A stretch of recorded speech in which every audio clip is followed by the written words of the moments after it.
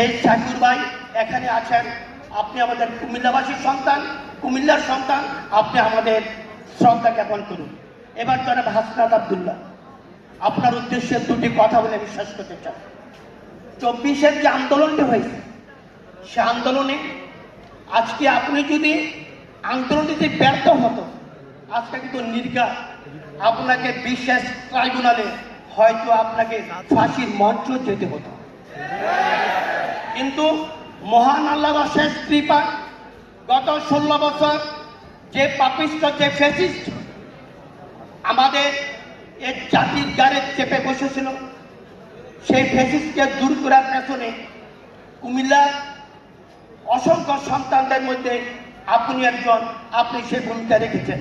কিন্তু 24-এর 5ই আগস্টের পর আপনি কি আপনার কুমিল্লাকে যথাযথভাবে আপনাকে খেয়াল করতে পেরেছেন?